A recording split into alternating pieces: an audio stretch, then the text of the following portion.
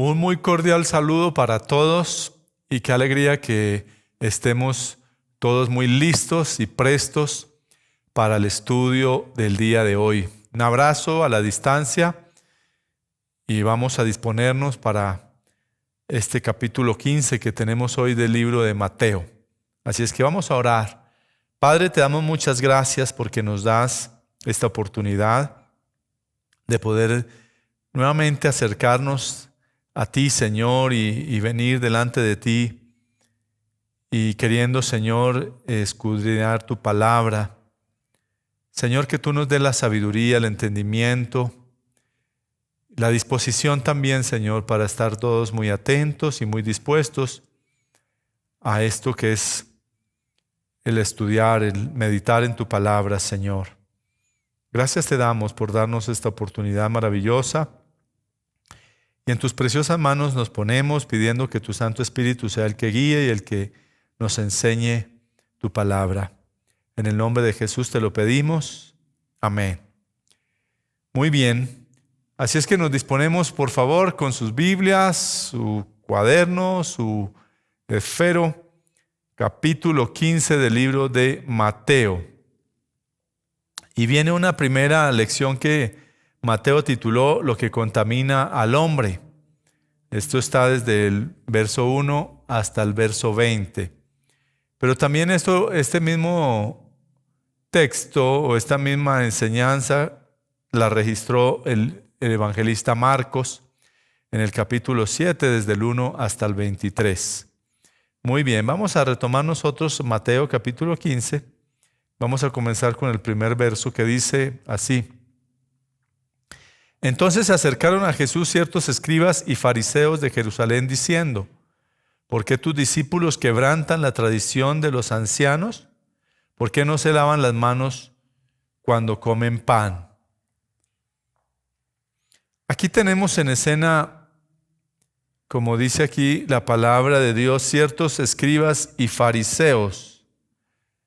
Estos escribas y fariseos han venido siguiéndole la pista a Jesús, vienen desde Jerusalén y han venido siguiendo la pista del Señor donde quiera que está.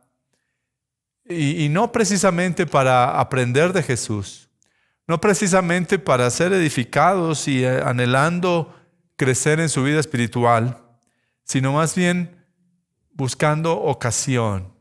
Recordemos que una de las luchas que el Señor Jesús tuvo, y lo hemos visto a lo largo de estos estudios, y es: allí estaban los fariseos, allí estaban los escribas buscando la manera de encontrar alguna ocasión para acusarle. Y esta no es una excepción. Aquí los vemos a ellos y por eso el verso 2 nos está diciendo allí: ¿por qué tus discípulos quebrantan la tradición de los ancianos? Porque no se lavan las manos cuando comen pan. Notemos que ese verso 2 no están acusando a sus discípulos de quebrantar la palabra de Dios. No los acusan de quebrantar la Biblia, sino lo que están diciendo es que están quebrantando sus tradiciones. Es eso lo que ellos están allí poniendo como argumento.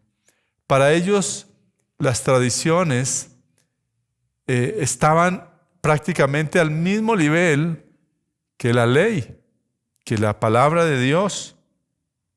Y ellos acostumbraban como fariseos y escribas también, ellos acostumbraban a tener ciertos actos rituales. Y uno de ellos precisamente era el lavarse las manos cuando comían pan, cuando comían algo, pero no tanto como en el sentido de higiene, como tal vez pues sería lo correcto, que pudiera uno tener por costumbre el lavarse las manos cuando viene uno de la calle, llega a su casa, si estuvo en transporte público o en tantas cosas que hace uno de manipular dinero o muchas otras cosas, darle la mano a alguien, pues las manos están sucias y pues por higiene creo que lo más saludable es lavarse uno las manos. Pero ellos iban como a un extremo ya ritual, que era como lo que nos dicen ellos, prácticamente lo manifiestan ahí mismos, ellos mismos lo manifiestan en cuanto a una tradición, como a una tradición. Entonces, muchas personas creen que cumpliendo con ciertos ritos están así afianzando su vida espiritual, están así fortaleciéndose su vida espiritual. Y yo creo que para muchos de los que me están escuchando hoy, es muy claro respecto a la iglesia tradicional en la que uno participó tal vez por mucho tiempo, que se hacían muchas prácticas y se siguen haciendo. Muchas personas hacen prácticas muy rituales, muy religiosas, muy dogmáticas, pensando que eso aporta a su vida espiritual, pensando que eso aporta para su relación con Dios. Pero pues esto, por supuesto, nada tiene que ver. Y una cosa, como dijimos hace un momento, y es que por higiene tengamos este tipo de hábitos como el de lavarnos las manos u otras cosas, pero otra cosa es pensar que estas prácticas aporten a nuestra relación con Dios. Y en el verso 3, entonces el Señor dice, respondiendo Él les dijo, ¿por qué también vosotros, aquí hay una pregunta que el Señor les hace, ¿por qué también vosotros quebrantáis el mandamiento de Dios por vuestra tradición? Aquí el Señor sí los acusa a ellos de quebrantar los mandamientos de Dios, y precisamente lo hacían por su tradición. Jesús precisamente en esta respuesta les está diciendo que están quebrantando el mandamiento de Dios con sus tradiciones. Sus tradiciones les permitían contravenir la palabra de Dios. Leamos los siguientes versos para que podamos comprender de qué es lo que les acusa el Señor Jesús a ellos. Versos 4 al 6. Dice, porque Dios mandó diciendo, honra a tu padre y a tu madre, y el que maldiga al padre o a la madre, muera irremisiblemente. Pero vosotros decís, cualquiera que diga a su padre o a su madre, es mi ofrenda a Dios, todo aquello con que pudiera ayudarte, ya no ha de honrar a su padre o a su madre. Así habéis invalidado el mandamiento de Dios por vuestra tradición. Vamos a leer este mismo texto que acabamos de leer, estos versos 4 al 6, pero lo vamos a leer desde la versión Nueva Traducción Viviente. Esto con el propósito de que podamos ver un lenguaje mucho más elemental, mucho más sencillo, mucho más claro de pronto que esta Reina Valera, que es un lenguaje bastante de un alto nivel. Dice, verso 4, por ejemplo, Dios dice, honra a tu padre y a tu madre, y cualquiera que hable irrespetuosamente de su padre o de su madre tendrá que morir. Y en el verso 5 le dice el Señor, sin embargo, ustedes dicen que está bien que uno les diga a sus padres, lo siento, no puedo ayudarles porque he jurado darle a Dios lo que les hubiera dado a ustedes. Entonces el Señor les está mencionando lo que en la ley estaba escrito en el verso 4 y en el verso 5 hace referencia de lo que para ellos eran sus tradiciones. Una manera de honrar a los padres es apoyándolos financieramente. Yo creo que eso lo entendemos todos. Y bueno, y si no lo había entendido, pues es importante que entendamos eso.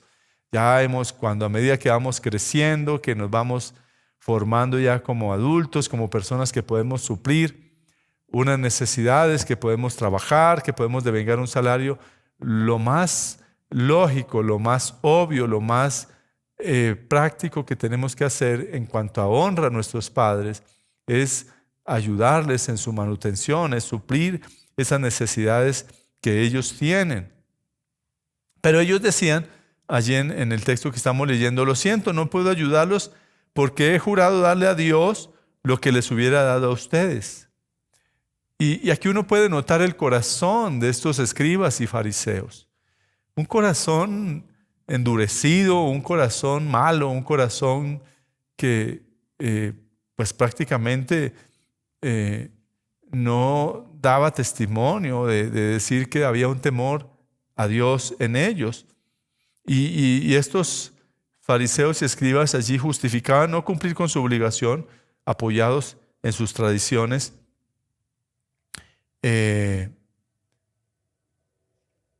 Pues una de las cosas prácticas que podían ellos hacer era poder bendecir a sus padres apoyándoles y no justificando otra cosa. Mire lo que nos dice este mismo Evangelio de Mateo en el capítulo 23, en el verso 23.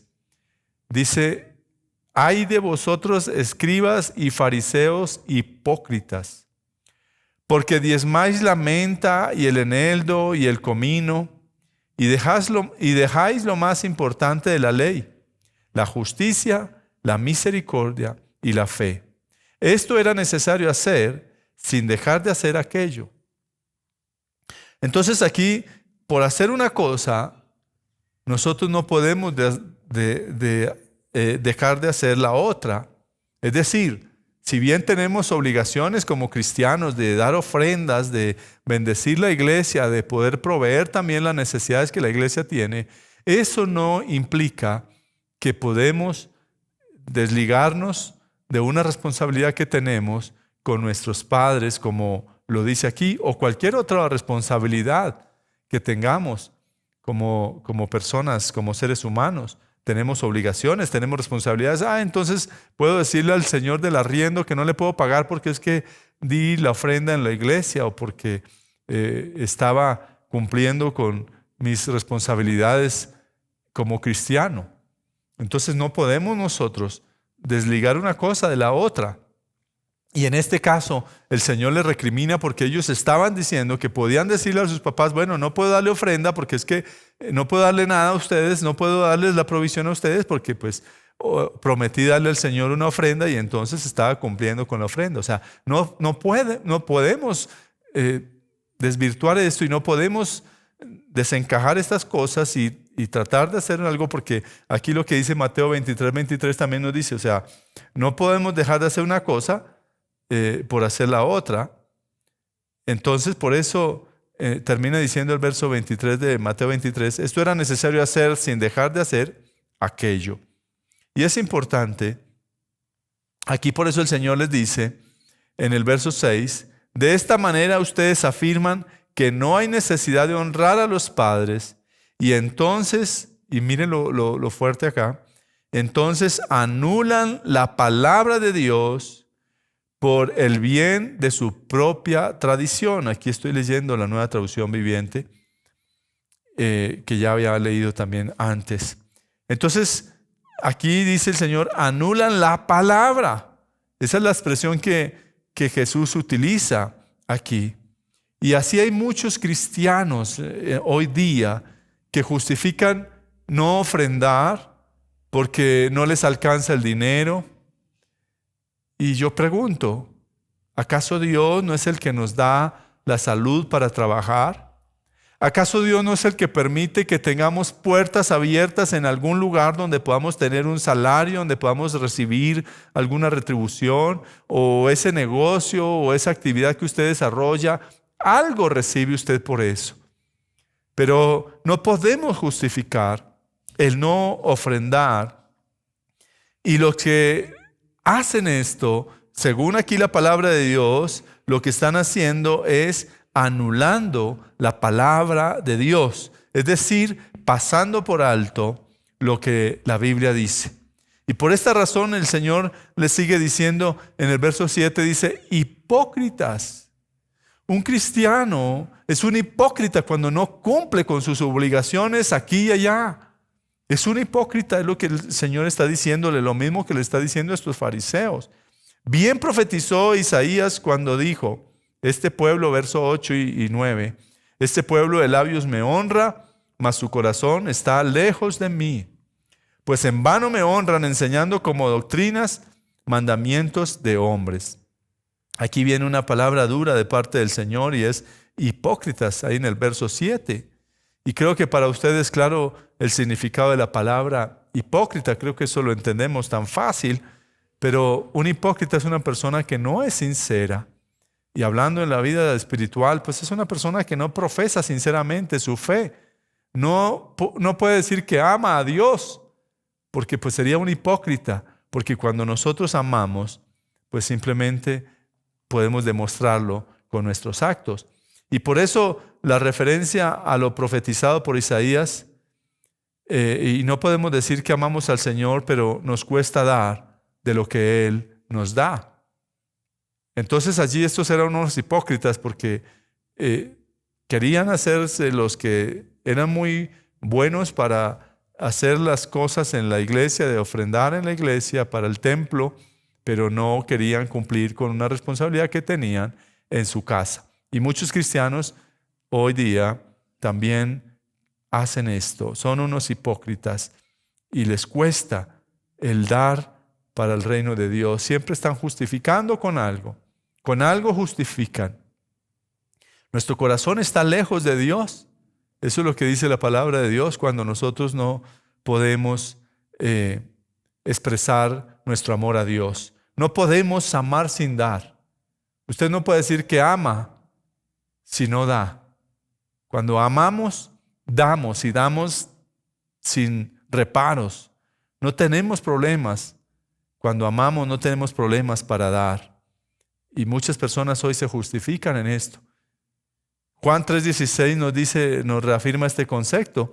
Dice, porque de tal manera amó. Y si quiere usted subráyelo ahí, señálelo, resáltelo con un color fuerte o algo. Pero aquí nos dice que de tal manera amó Dios al mundo. Y luego allí nos dice que ha dado. El Señor, nuestro Padre Celestial, nos dio muestras de su amor porque dio a su Hijo unigénito.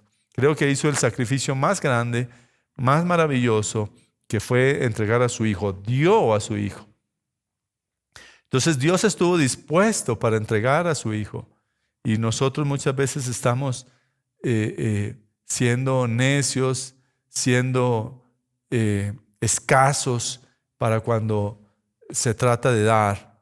Y termina diciendo el verso 9, el Señor allí lo dice, verso 9, pues en vano me honran, enseñando como doctrinas mandamientos de hombres. En este tiempo, cada uno quiere hacer su propia doctrina respecto a todo lo que considera pertinente o no en cuanto a la vida espiritual, en cuanto a los mandatos de Dios. Cada uno quiere darle su interpretación, cada uno quiere justificar, cada uno quiere hacer, y eso se convierte en mandamientos de hombres, porque estamos saliéndonos del propósito principal de la palabra de Dios para imponer un mandamiento o una consideración personal. Es que yo creo, es que a mí me parece, es que no puedo, y es una consideración personal, y por esa razón muchas personas no logran ver las bendiciones de Dios. Yo quiero decirle, Dios nunca te va a pedir para hacer que no tengas lo suficiente. Cuando nosotros damos al Señor, Dios multiplica eso porque Dios prueba también nuestra fe, Dios prueba nuestro corazón, porque Él siempre nos está dando, pero nosotros somos miserables, somos mezquinos para dar para las cosas de Dios. Y creo que la mejor manera de probar a un cristiano es examinar cómo administra sus bienes y cuál es su actitud frente a Dios. Porque recordemos que aquí solamente somos administradores, pero a veces nos consideramos dueños. Tenemos un salario, tenemos una provisión de alguna fuente y nos gastamos todo, nos asumimos todo, pero Dios nos mandó fue que administremos eso. Y una manera de administrar eso es que también podamos dar para el reino de Dios. Y ese es un mandato que corre por toda la palabra de Dios, en el Antiguo Testamento y en el Nuevo Testamento. Una de las cosas que nos habla la palabra allí, y por eso hay un texto que nos dice, más bienaventurado es dar que recibir. Y tomando esta conversación con los escribas y fariseos, el Señor aprovecha para dar una enseñanza a esta multitud que está allí viéndole y escuchándole. Veamos el verso 10 y 11. Y llamando hacia la multitud, el Señor había estado allí como atendiendo la conversación con estos escribas y fariseos, pero luego la multitud está allí y el Señor entonces les llama y les dijo: oíd y entended. No lo que entra en la boca contamina al hombre, mas lo que sale de la boca, esto contamina al hombre. Toda esa multitud que estaba allí alrededor, por supuesto que había estado escuchando esta conversación que el Señor tenía con estos escribas allí, que tal vez ahí en público también estaban preguntando esto. Pero el Señor aprovecha ese momento para dar esta enseñanza. Vamos a dar un salto aquí hasta el verso 15. Luego retomaremos los versos 12 al 14 más adelante. Y en el verso 15 el Señor les dice: respondiendo Pedro le dijo, explícanos esta parábola. Para los discípulos tampoco fue claro lo que inicialmente el Señor había dicho en el verso 11. Pero solo Pedro aquí, que recordemos que siempre era el osado, siempre era el que se atrevía, siempre era el intrépido Pedro, que tremendo. Allí toma la vocería para preguntar, porque igual todos los discípulos estaba como la duda. Pero él es el que se atreve a preguntarle al Señor.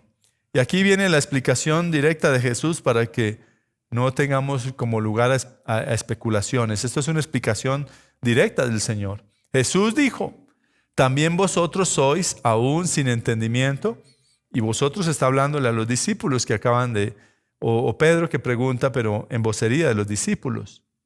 Verso 17 dice: ¿no entendéis que todo lo que entra en la boca va al vientre y es echado en la letrina? Es decir, aquí está muy clara la palabra de Dios y el Señor está diciendo: no lo que entra en el corazón, no lo que entra en el cuerpo del ser humano es lo que le va a contaminar. Es decir, aquí el Señor les dice: ¿no entendéis lo que entra en la boca va al vientre y es echado en la letrina? Es decir, su organismo recibe alimento cuando usted va a un restaurante, cuando usted prepara en su casa, usted come, pero eso no lo contamina. Bueno, excepto que esté descompuesto o algo, pero igual no le va a contaminar su vida espiritual. Va a afectarle su organismo, su cuerpo, y tal vez tenga que tomarse algún medicamento, pero no va a contaminar su vida espiritual. Entonces, y por eso en el verso 18 les dice: pero lo que sale de la boca, del corazón sale, y esto contamina al hombre. Es decir, que lo que está ahí adentro del corazón, nuestras palabras, nuestras expresiones, las actitudes que asumimos, la avaricia, la codicia, todas estas cosas, eso es lo que contamina. Verso 19, porque del corazón salen, y ahí está la lista del Señor, los malos pensamientos, los homicidios, los adulterios, las fornicaciones, los hurtos, los falsos testimonios, las blasfemias. Y aquí el Señor hubiera podido seguir nombrando muchas cosas, pero simplemente quiso pues como ejemplificar esto. Y verso 20 dice: estas cosas son las que contaminan al hombre, pero el comer con las manos sin lavar no contamina al hombre, como ya lo explicamos hace un momento. No me lavé las manos y de pronto pues alguna bacteria, alguna cosa pudo venir a mi cuerpo, pero eso no contamina mi vida, solamente de pronto me afecta mi cuerpo en la parte de la salud, pero no contamina mi vida espiritual, lo que hay dentro de mí, mi corazón. Y de ahí la importancia de que nosotros podamos acatar esa instrucción, ese consejo que el proverbista nos da en el Proverbio 4, en el verso 23. Dice: sobre toda cosa guardada, guarda tu corazón, porque de él mana la vida. Usted debe guardar su corazón. No lo deje minar con pensamientos, con actitudes o voces del enemigo, que vienen muchas veces con el propósito de minar nuestros corazones, de buscar la manera de que nuestros corazones se indispongan, de que nuestros corazones estén en rebeldía contra Dios, porque eso es lo que de una u otra manera se genera cuando nosotros no acatamos la palabra de Dios como está. Estamos en rebeldía contra Dios y estamos haciendo nuestra propia voluntad.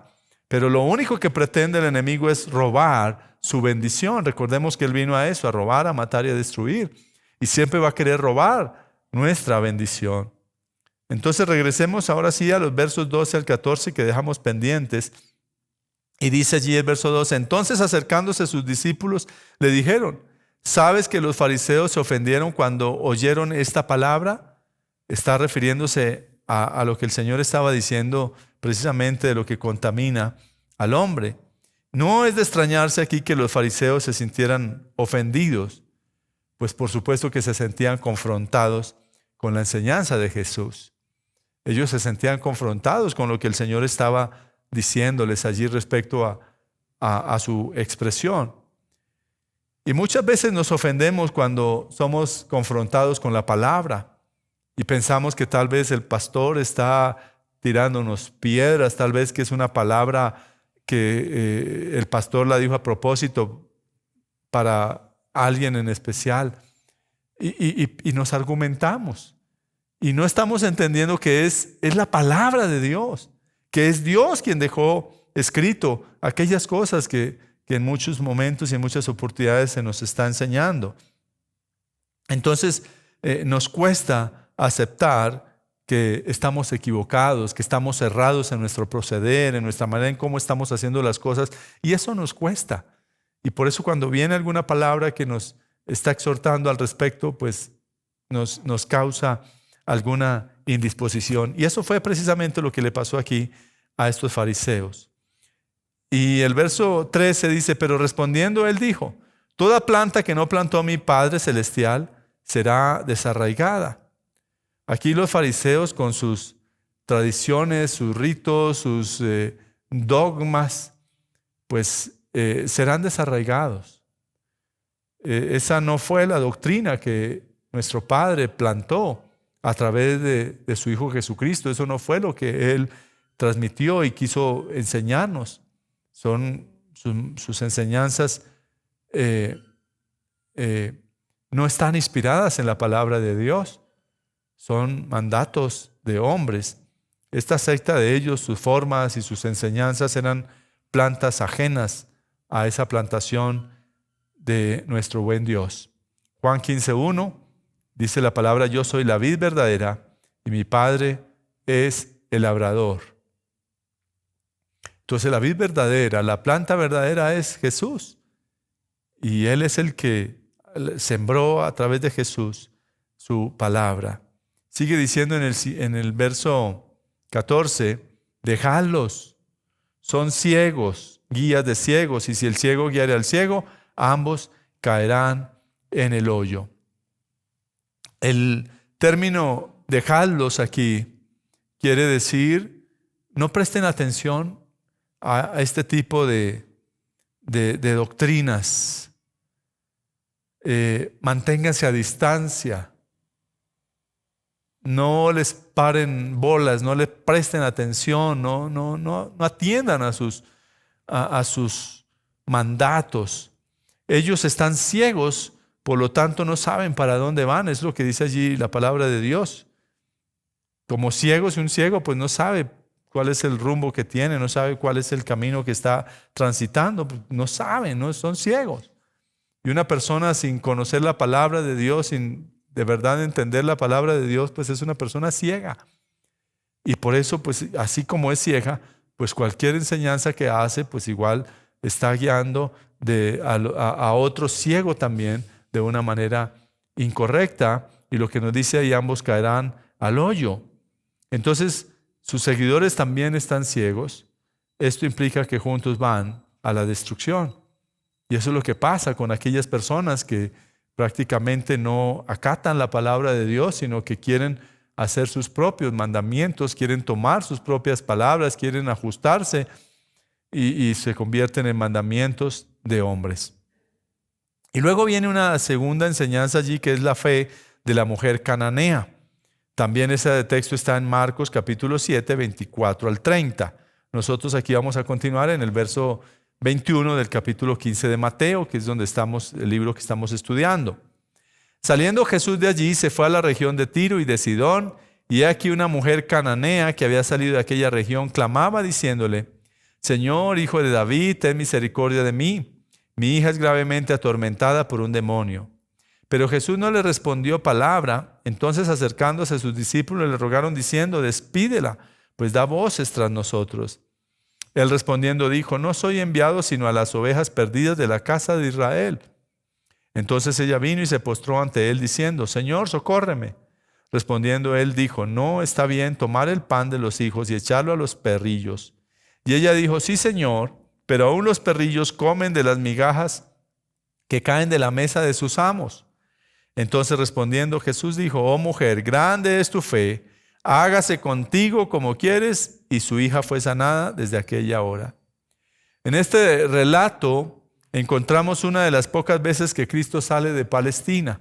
Recordemos que el Señor, en esos recorridos y travesías que hacía, pues allí estaba yendo a los diferentes lugares a compartir la palabra. Y en este momento Él había salido. Y este relato paralelo de que nos habla también de esta misma historia, nos da un detalle más claro de la mujer que acude al Señor en Marcos capítulo 7, en el verso 26. La mujer, verso 26 dice: la mujer era griega y sirofenicia de nación, y le rogaba que echase fuera de su hija al demonio. Entonces, esto quiere decir que era una mujer gentil, no pertenecía al pueblo judío. Y por esta condición, pues estaba excluida de esa ciudadanía, como lo dice Efesios en el capítulo 2, versos 11 y 12. Por tanto, acordaos de que en otro tiempo vosotros los gentiles, en cuanto a la carne, erais llamados incircuncisión por la llamada circuncisión hecha con mano en la carne. En aquel tiempo estabais sin Cristo, ajenos de la ciudadanía de Israel y ajenos a los pactos de la promesa, sin esperanza y sin Dios en el mundo. Entonces este texto nos ayuda a comprender mucho la condición de esta mujer, pues que el Señor Jesús también mismo se refirió ahora cuando dijo que Él había sido enviado solamente a las ovejas perdidas de la casa de Israel. Esta mujer se dirigió a Jesús gritando como alguien que pide auxilio con urgencia, alguien que está desesperado, alguien que está necesitado, que le urge que haya una intervención de Jesús. Tal vez ella había escuchado ya hablar de Jesús. Recordemos que su fama se extendía por todo lado. Entonces esta mujer dijo: pues el único que puede obrar y el único que puede intervenir es Jesús. Y aquí hay dos aspectos importantes para que resaltemos nosotros acá. En el verso 22, en la primera parte, le dice: Señor, Hijo de David, ten misericordia de mí. Entonces esta mujer se acerca a Cristo con fe. Ella se acerca al Señor con esa reverencia y está allí pidiendo esa misericordia de Jesús. Y yo creo que es un deber de los que somos padres, los que somos papás, los que tenemos ese maravilloso privilegio y oportunidad de ser padres. Creo que es un deber mantener siempre en esa actitud de orar por nuestros hijos, de pedir a Dios con ese fervor, con esa pasión, con esa constancia, de clamar cuando tal vez podemos ver que ellos están pasando por alguna situación, porque tal vez estén lejos de Dios, porque tal vez haya una situación de su salud o cualquier cosa que esté pasando nuestros hijos. Pues creo que como padres estamos allí prestos siempre a clamar a Dios. Y Dios es el único que puede obrar y que puede intervenir en las vidas de ellos, independientemente de la situación por la que ellos estén atravesando o que estén pasando. Verso 22b dice: mi hija es grave atormentada por un demonio. Aquí ella les pone la situación en particular y le da a conocer cuál es esa situación por la que su hija está pasando. Y yo creo que todo padre sufre cuando nuestros hijos sufren. Un padre sufre, y eso creo que todos los padres lo experimentamos. Pero fue precisamente esa dificultad de su hija, fue precisamente esa adversidad que está viendo en su hija que la lleva a acercarse a Jesús, es eso que le hace que ella vuelva a su corazón y esté buscando el favor de Dios. Y las aflicciones, yo creo que no tienen por qué apartarnos o alejarnos de Dios. Hay personas que cuando vienen los momentos de adversidad, de lucha, de aflicción, lo que hacen es distanciarse de Dios, alejarse de Dios, pensando que tal vez ese es Dios el que tiene la culpa. Pero aquí vemos que esta mujer se está acercando a Jesús, está buscando a Jesús. Y eso es lo que tiene que suceder en nosotros. Las aflicciones, por el contrario, nos tienen que llevar a tener mucha más cercanía con Dios, a acercarnos a Él, a buscarle en oración, a doblar nuestras rodillas en su presencia, a buscar de Él que Él pueda obrar en nuestras vidas. Verso 23 dice, pero Jesús no le respondió palabra. Entonces, acercándose a sus discípulos, le rogaron diciendo, despídela, pues da voces tras nosotros. Usted no va a encontrar en la Biblia otro relato similar a este. Pues Jesús siempre estaba con la disposición, siempre estaba con ese anhelo, con esa compasión por las personas que venían a Él, y especialmente todas aquellas personas que tenían necesidades. Pero a esta mujer la trató de manera muy diferente. ¿Y cuál sería la razón? Aquí la palabra de Dios nos la va a dar un poco más adelante. Y Cristo precisamente la va a probar en su fe. El Señor conoce lo que hay en el corazón. Y Él sabía la fe de esta mujer que está viniendo a Él. Y Él sabía que esta era una fe sólida, una fe firme, una fe fuerte. El Señor conoce lo que hay en cada corazón. Primera de Pedro 1:7 nos dice la palabra, para que sometida a prueba vuestra fe, mucho más preciosa que el oro, el cual, aunque perecedero, se prueba con fuego, sea hallada en alabanza, gloria y honra cuando sea manifestado Jesucristo. Entonces noten cómo aquí el Señor lo que pretende es probar la fe de esta mujer. Y el Señor prueba su fe y prueba mi fe, mis amados. Dios está probando nuestra fe en muchos momentos. Veamos los detalles que contribuyen a desanimar a esta mujer.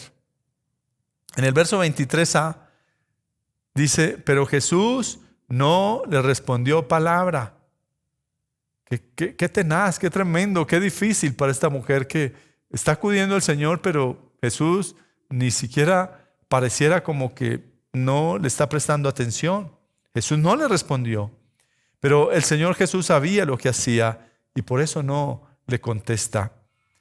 Para que ella intensificara ese clamor. Y muchas veces el Señor también no nos está respondiendo porque el Señor está esperando que nosotros intensifiquemos nuestra oración, que nosotros estemos allí con más persistencia, con más insistencia. Y a veces parece que Dios no escucha nuestras oraciones. Yo no sé si le ha pasado, pero quiero decirle en lo particular, me ha pasado en muchas oportunidades, pero lo hace para probarnos y así lograr que nuestra fe crezca. El Señor está probando nuestras vidas cuando tal vez hemos clamado a Él y no vemos una respuesta pronta de Dios y pareciera que los oídos del Señor están cerrados. En la parte B del verso 23, entonces acercándose sus discípulos le rogaron diciendo, despídela, pues da voces tras nosotros. Verso 24, él respondiendo dijo, no soy enviado, sino a las ovejas perdidas de la casa de Israel. La insistencia y la constancia pueden cansar al ser humano. Y tal vez aquí los discípulos ya estaban como cansados, ya estaban como fastidiados con esta mujer que estaba allí insistente. Pero a Jesús le agrada que acudamos a Él insistentemente. Al Señor le agrada que nosotros vayamos a Él, que estemos ahí constantes, perseverantes. Créame que el Señor está ahí, pendiente. Y la respuesta de Cristo a sus discípulos parecía aquí acabar con las esperanzas de esta mujer. Y Jesús, conforme al propósito del Padre, se limitó a instruir a las ovejas de Israel. Pero la Biblia nos dice en Juan 1:11, dice, a lo suyo vino y los suyos no le recibieron. El rechazo del pueblo judío provocó ese tremendo cambio de rumbo. Gracias a ese rechazo de ese pueblo judío, el evangelio fue abierto a los gentiles. En Hechos capítulo 13, en el verso 46, nos relata también la palabra de Dios, ese cambio de rumbo que sucedió allí por ese rechazo del pueblo judío. Entonces Pablo y Bernabé, hablando con denuedo, dijeron: a vosotros a la verdad era necesario que se os hablase primero la palabra de Dios, mas puesto que la desecháis y no os juzgáis dignos de la vida eterna, he aquí nos volvemos a los gentiles. En el caso de esta mujer, vemos cómo la insistencia de la oración vence todo obstáculo. Leamos juntos el verso 26. Respondiendo él dijo: no está bien tomar el pan de los hijos y echarlo a los perrillos. Cuando la mujer se acercó a Jesús e insistió en su petición, postrada ante él, como nos dice aquí la palabra, en esa actitud de reverencia y de adoración al Señor, el Señor insistió en su rechazo. Esta respuesta de Jesús parecía cerrarle todas las puertas, parecía decirle: no hay chance, no hay posibilidad. Y tal vez hubiera podido tomar una actitud desesperada, tal vez de desánimo, si esta mujer no hubiera tenido una fe tan grande como lo manifestó finalmente el Señor. Jesús quiere ejercitar nuestra fe con pruebas grandes, a fin de que, como dice el apóstol Pedro en su carta, en primera de Pedro, el capítulo 1, el verso 7, dice: para que sometida a prueba vuestra fe, mucho más preciosa que el oro, el cual aunque perecedero se prueba con fuego, sea hallada en alabanza, gloria y honra cuando sea manifestado Jesucristo, como lo habíamos leído también anteriormente. Más de uno de nosotros, con una prueba tan grande, habría comenzado a quejarse o a renegar de Dios e incluso a cuestionar a Dios. Creo que eso sería la actitud que muchos asumirían. Pero un verdadero creyente, una persona que ama a Dios de corazón, asume con la mejor actitud su perfecta voluntad. Romanos 8:28 dice: y sabemos que a los que aman a Dios, todas las cosas les ayudan a bien. Esto es, a los que conforme a su propósito son llamados. Y así vemos a esta mujer que se abre paso en medio de todas esas circunstancias desalentadoras, adversas, sin esperanza. Y en el verso 27 nos dice: y ella dijo: sí, Señor, pero aún los perrillos comen de las migajas que caen de la mesa de sus amos. Aquí nos muestra su insistencia, como diciendo: pues no voy a dejar en paz hasta que no me dé una respuesta, hasta tanto no tenga su bendición. Esto mismo le pasó a Jacob. En el libro de Génesis, en el capítulo 32, verso 24 al 28, nos dice la palabra: así se quedó Jacob solo y luchó con él un varón hasta que rayaba el alba. Cuando el varón vio que no podía con él, tocó en el sitio del encaje de su muslo y se descoyuntó el muslo de Jacob mientras con él luchaba. Y dijo: déjame, porque raya el alba. Y Jacob le respondió: no te dejaré si no me bendices. Y el varón le dijo: ¿cuál es tu nombre? Y él respondió: Jacob. Y el varón le dijo: no se dirá más tu nombre Jacob, sino Israel, porque has luchado con Dios y con los hombres y has vencido. Muchas veces el Señor está probando nuestra fe. Una de las cosas que hace el Señor, está esperando nuestra insistencia, pero nos rendimos y terminamos haciendo las cosas como nos parece. Y un ejemplo de eso también fue Saúl, un hombre que se rindió, que no esperó el tiempo de Dios. Y tenemos una historia en Primera de Samuel, en el capítulo 13, versos 8 al 14. Dice la palabra del Señor: y él esperó 7 días conforme al plazo que Samuel había dicho, pero Samuel no venía a Gilgal y el pueblo se le desertaba. Entonces dijo Saúl: traedme holocaustos y ofrendas de paz. Y ofreció el holocausto. Y cuando él acaba de ofrecer el holocausto, he aquí que aquí Samuel que venía, y Saúl salió a recibirle para saludarle. Entonces Samuel dijo: ¿qué has hecho? Y Saúl respondió: porque vi que el pueblo se me desertaba y que tú no venías dentro del plazo señalado, y que los filisteos estaban reunidos en Migmas. Me dije: ahora descenderán los filisteos contra mí a Gilgal, y yo no he implorado el favor de Jehová. Me esforcé pues y ofrecí holocaustos. Entonces Samuel dijo a Saúl: locamente has hecho. No guardaste el mandamiento de Jehová tu Dios, que él te había ordenado.